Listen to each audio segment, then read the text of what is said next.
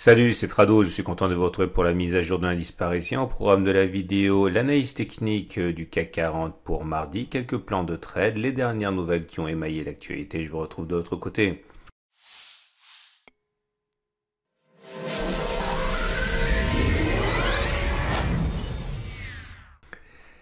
Alors, comme on le voit, une hausse de 1,43% encore.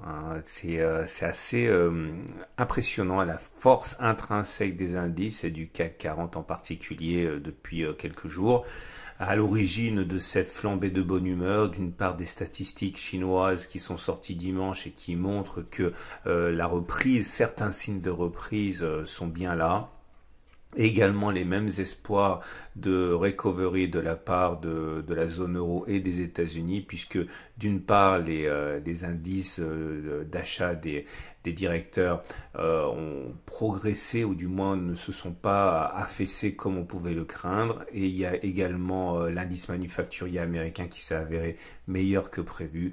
Tout ça vient militer pour un espoir que la reprise soit plus violente et plus rapide que craint par les investisseurs, et du coup les indices se ressaisissent. Alors il est assez surprenant, et je vous avouerai que je suis surpris moi-même, que le support mineur des 4694-4717 ait fait le travail de trampoline. Moi j'envisageais plutôt un retour sur le support mineur des 4562-4570. Alors c'était pas un trade, c'était un scénario, et j'attendais que l'on revienne sur ce support pour éventuellement acheter. Là, force est de constater que le support mineur premier ici a suffi à inciter les haussiers à rentrer en masse. Il est vrai encore que les statistiques ont été plutôt bien accueillies. En tout cas, voilà où nous en sommes. Je vous rappelle quand même que j'avais signalé ce trade-là pour ceux qui étaient intéressés, à savoir acheter avec un stop assez minimaliste, en dessous du stop mineur, du support mineur, avec un stop par exemple à 0,3%. Il y a un objectif qui serait d'aller soit vers les plus hauts à l'époque, 1,88, voire même sur la résistance mineure. On a un excellent ratio gain-risque. Bon, je n'ai pas pris ce trade parce que je pensais encore une fois que mon scénario m'amènerait à aller chercher un petit peu plus bas, mais en tout cas ceux qui l'ont pris sont déjà tout proches de l'objectif qui se sont assignés.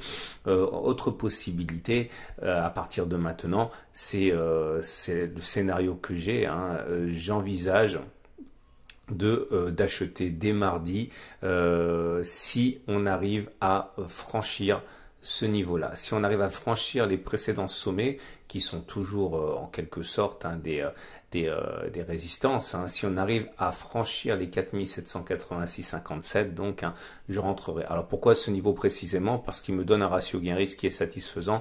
Si j'achète donc sur les 4786 et quelques, et que je mets un stop loss en dessous de mon support mineur à, on va dire, moins 2%, ok, eh bien moi mon objectif c'est rarement d'aller plus haut qu'une résistance. En l'occurrence cette fois-ci je viserai les 4925 à peu près. Vous voyez, on est à 1,5 de ratio gain risque, ça me satisfait, donc je rentrerai si on franchit ce niveau mardi.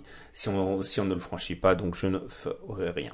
On fait le point avec l'épaule TT-Paul que j'avais mentionné déjà il y a 2 semaines et qui finalement retrouve de l'intérêt aujourd'hui, en ce sens que je vous rappelle qu'on est toujours avec le scénario qui nous permet de viser la tête de l'épaule ici. Là, vous prenez toute la distance parcourue entre la tête et la ligne de coup, vous reportez ça au-dessus de la ligne de coup du point de cassure, et vous le savez, on a cet objectif des 4873 qui est toujours bien là pour ceux qui ont voulu trader cette épaule TT-Paul. Comme vous savez, moi j'ai simplement tradé l'épaule et pas la tête, parce que la tête, lorsqu'elle est ralliée, ça prend généralement du temps, et donc à partir de là je ne l'ai pas fait, mais c'est un trade qui est complètement valable à condition bien sûr d'avoir un ratio gain-risque qui est intéressant. Alors sans plus attendre, on retourne voir les éléments purement... le chandelier japonais, faut pas que j'oublie. Le chandelier japonais de vendredi était assez terne, avec une clôture sur les points bas, dans le tiers baissier, tout rouge. Bon, il est vrai qu'il faut toujours relativiser les chandeliers japonais lorsque ils sont baissiers et qu'ils arrivent au contact d'un support, puisque les supports horizontaux et les résistances horizontales, c'est quand même ce qu'il y a de plus fort. Mais voilà, en ce sens, la séance d'aujourd'hui de lundi est assez surprenante. Alors, la valeur de ce chandelier est assez neutre, mais plutôt haussier parce qu'on termine dans le tiers haussier. assez mitigé quand même parce que le corps il est rouge, hein, ça veut dire que l'on a terminé plus bas que l'on a ouvert. Ce qui nous amène donc à la fourchette d'Andrews. Alors j'avais exposé, c'était sur la vidéo de vendredi, tout mon scénario reposait un petit peu sur cela, hein. On avait une fourchette d'Andrews que l'on peut dessiner ainsi, donc vous prenez un plus haut, un plus bas, un plus haut consécutif. Ok, on laisse tomber la ligne des 200 et des 50. Ça nous donne, j'enlève cela et j'enlève cela. Et je vais laisser à 50. Et l'idée, c'est que on l'a backtesté souvent déjà. On va pas le refaire une fois. Surtout que là, c'est pas valable. Enfin, ça n'a pas évolué dans le sens qu'on voulait. Normalement, on va chercher la médiane. Ok, dans plus d'un cas sur deux. Et lorsqu'il y a un refus de médiane, comme on dit, eh bien, on va chercher une ligne qui correspond à une demi-droite 1, 3. C'est-à-dire clairement ceci. Alors, ça nous permet d'une part d'envisager que l'on n'ait pas fait les plus hauts sur le CAC 40, mais éventuellement, ça donne également de la matière à ceux qui veulent trader. Mais avant de faire ça, on va d'abord backtester, puisqu'effectivement, c'est le backtest du jour. Alors, je vous propose le backtest suivant. Voilà une fourchette d'Andrews classique, hein, avec un plus haut, un plus bas, un plus haut consécutif. Et le pari, non, je vous rappelle que normalement, on va chercher la médiane. Ok, et tout ça c'était expliqué dans le Pacte Trado, mais en l'occurrence ici ce qui nous intéresse c'est les cas où on va pas chercher la médiane. Ça s'appelle un refus de médiane. On sort de la fourchette sans en avoir préalablement râlé la médiane, et là vous constaterez à l'usage qu'il y a généralement une accélération qui permet d'aller chercher un contact avec le point, avec le segment 1.3, je l'ai expliqué. Donc, le pari sera réputé gagnant si ça se produit ainsi, et il sera déclaré perdant si on réintègre et on clôture dans la fourchette d'Andrews avant d'avoir été chercher l'objectif assigné. Ok? Donc, celui-là, il est bon. Alors, on est déjà en 2007, hein, parce que bon, j'ai pris que des fourchettes baissières à incidence haussière. Donc, celui-là, effectivement, ça fait. Hein. Je les enlève parce qu'après, comme c'est des demi-droites, ça continue sur le graphe et on voit plus rien au bout d'un moment. Voilà un autre exemple qui a fonctionné. Vous voyez, ici, la médiane n'a pas été ralliée, on est sorti de la fourchette d'Andrews et on est allé chercher un contact avec le segment 1.3. Ok, donc ça c'est pareil, ça a fonctionné. Un autre test ici, voilà. Oui, alors celui-là c'est pas bon parce que c'est justement ça a fonctionné. Je vous ai expliqué que lorsqu'il y a une fourchette d'Andrews, généralement on va chercher la médiane. Ça a été le cas ici, donc ça c'est un cas qui ne nous intéresse pas puisque il n'y a pas eu refus de médiane, au contraire. Ici, ça a fonctionné également. Vous voyez, on est allé chercher le point 1.3 ici. Ok, donc c'est bon également. Vous voyez, ça se passe très souvent comme ça. Là, ça nous intéresse pas parce qu'on a fait, on est allé chercher la médiane comme il se doit. Là, pareil, refus de médiane et on est allé chercher le segment 1.3. Croyez-moi sur parole. Là, non, là, ça vous intéresse pas parce qu'on est allé chercher la médiane. J'ai pas fait figurer toutes les fourchettes d'Andrews où on allait chercher la médiane parce qu'on voyait plus rien. Là, pareil, en refus de médiane, on allait chercher... Ah non, là, ça n'a pas fonctionné parce qu'il y a eu un refus de médiane. Et puis, avant d'aller chercher l'objectif 1.3, on a fait une réintégration des bandes de... on a fait une réintégration de la fourchette d'Andrews ici. Donc ça, c'est un cas qui est perdant. On enchaîne. Ici, vous avez un autre cas qui n'est pas bon, enfin un cas qui est perdant, hein, puisque on est sorti, on a fait un refus de médiane. Vous voyez, on n'a pas touché la médiane, on a fait un refus de médiane, mais on a réintégré tout de suite. Donc ça, c'est un cas qui était perdant. Là, vous avez un cas non plus qui nous intéresse pas parce qu'il y a rallument de la médiane. Donc c'est un cas qui allait dans le sens des statistiques. Là, pareil, on allait chercher la médiane, ça ne nous intéresse pas. Je vais enlever cet exemple-là parce qu'on voit rien. Voilà. Là, ça a fonctionné comme il se doit. Vous voyez, on a fait un refus de médiane et on allait chercher le segment 1.3. Ça ne s'est pas joué à grand-chose. Mais voilà, si on trace bien. Ah ben non, en fait, je me trompe. C'est un cas perdant. Ok, je vais rectifier les statistiques. Ici, c'est un cas qui est gagnant aussi. Ça s'est joué à peu de choses près. Vous voyez, on est allé chercher le segment 1.3. Là, c'est un autre cas qui s'est avéré gagnant aussi. Vous voyez, on est allé chercher le segment 1.3. Après, ça ne s'est pas joué à grand chose non plus. Mais enfin, bon, si on respecte les règles au sens strict, on voit bien qu'on allait chercher le segment 1.3 avant de réintégrer. Etc., etc. Ça a encore fonctionné ici. Ça a encore fonctionné là. Ça encore, ici c'est une fourchette qui a fonctionné, on allait chercher la médiane, donc ça compte pas. Là aussi on allait chercher la médiane, donc ça compte pas. Et au bout de 19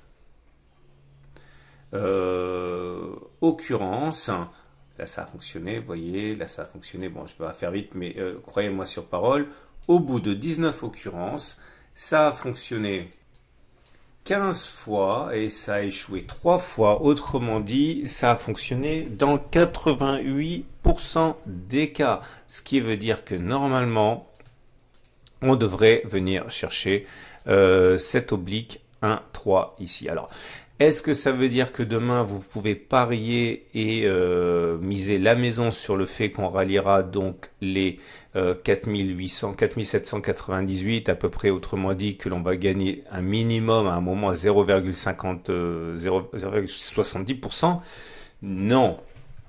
Non, parce que c'est de l'analyse technique, c'est pas du trading. Si vous pariez sur ce scénario, eh bien, il faut avoir un ratio gain-risque qui est encore intéressant. Donc, si on ouvre à peu près ici et que vous visez 0,76%, si vous mettez votre stop loss en cas de réintégration de la fourchette dans le 12, à tous les coups, vous êtes à 0,80%. Donc, le ratio gain-risque, il n'est pas intéressant. Alors, même si effectivement, c'est plus compliqué que ça, parce qu'il faut tenir compte dans le calcul de l'espérance mathématique, le nombre de fois où vous avez raison, il demeure que si on part du principe que vous êtes débutant et que vous avez raison une fois sur deux, vous ne devez pas avoir un ratio gain-risque qui est supérieur, qui est inférieur à 1. Par contre, éventuellement, ceux qui voudront tenter ça peuvent attendre qu'il y ait un repli, éventuellement pour viser un retour sur la demi-droite 1,3, hein, comme dans le sens des statistiques. Mais je vous rappelle que tout ce qui a précédé n'a aucune valeur statistique scientifique, en ce sens qu'on ne peut pas faire un échantillon fiable avec 19 occurrences. Mais mon objectif, comme d'habitude, c'est de vous montrer comment je travaille et comment vous pouvez travailler si vous voulez avoir une méthode fiable et scientifique hein, dans votre trading. Mais en tout cas, tout ça pour dire qu'il y a de fortes chances pour que je rentre à l'achat demain parce qu'il est très probable que l'on aille chercher cette ligne-là. Donc, il est très probable que l'on passe les précédents sommets qui, pour moi, je l'ai expliqué, étaient mon point d'entrée. Voilà, donc maintenant on passe aux éléments techniques. Alors la moyenne mobile à 20 jours est toujours ascendante naturellement, la moyenne mobile à 7 jours est toujours ascendante, donc la tendance de court terme et de la tendance générale, toutes les deux sont haussières. Comme vous pouvez le voir là aussi, hein, les bandes de Bollinger continuent de s'écarter, on n'est absolument pas... Ah oui, alors on avait fait un backtest, c'était vendredi, et on avait dit que selon ce backtest, on a plus de chances d'aller chercher la M7 que d'aller dépasser les précédents sommets. Pour l'instant, le backtest tient, puisque, encore une fois, par définition, vu que c'est le dépassement qui entraînera mon trade aussi, on n'est pas allé chercher, on n'a pas venu invalider le backtest, hein, mais le backtest fonctionnait dans 50 et quelques pourcents des cas, donc c'est pas non plus délirant qu'il ne soit pas respecté, puisque le gain repose surtout sur le ratio gain-risque. Hein, et là, en l'occurrence, hein, ceux qui ont un biais baissier peuvent toujours parier sur un ralliement de la M7. Ah, imaginons que vous ayez un biais baissier, si vous visez un retour sur la M7, on va dire vous visez à peu près 2%, en mettant un stop large à 1% au-dessus, vous avez un ratio gain-risque de 1 pour 2. Bon, c'est pas stupide non plus, hein, si ce n'est que vous attaquez, enfin vous anticipez une cassure de support, hein, ce qui est jamais très prudent. Alors, ce qui nous amène maintenant, et pour terminer, aux indicateurs techniques de type MACD, etc. Et voilà ce que l'on a. Vous remarquerez que pour l'instant, tout est haussier. Hein. La séance de vendredi n'avait pas invalidé la tendance haussière. Vous voyez, le RSI est toujours au-dessus de 50, momentum au-dessus de 0, MACD au-dessus de son signal, MACD 0 au-dessus de son signal, stochastique au-dessus de son signal, CCI au-dessus de 100. Les volumes sont anémiques, mais c'est parce que le marché allemand a été fermé. Donc pour l'instant, il n'y a aucun signe baissier au niveau des indicateurs techniques. Et on va terminer avec l'Ishimoku, dont on sait qu'il nous indique que la tendance est la tendance de fond, hein, elle est haussière parce que nous sommes dans le nuage qui vient de twister. On a déjà suffisamment parlé de l'objectif que cela nous donne. La tendance de très court terme, elle est plutôt haussière puisque la Tenkan monte. Pour ça, ça aplatit depuis 2-3 séances. Mais attention à la distance avec la Tenkan. Lorsqu'on s'éloigne trop de la Tenkan, on a tendance à revenir faire contact, hein, comme un élastique qui serait attaché à la Tenkan. La tendance générale donnée par la Kijun est plutôt neutre puisque la Kijun est plate. Donc voilà, globalement, tendance de fond neutre, tendance générale neutre, tendance de très court terme plutôt haussière. Voilà ce qu'on pouvait dire. C'est une excellente journée. Je vous invite à regarder à la fin de cette vidéo l'analyse technique de moyen terme, en données hebdomadaires pour le CAC, le DAX, le Dow Jones et le Nasdaq, et également les matrices de trading pour ceux qui veulent faire du trading en intraday sur CFD. Je vous dis à tout à l'heure pour les autres analyses techniques.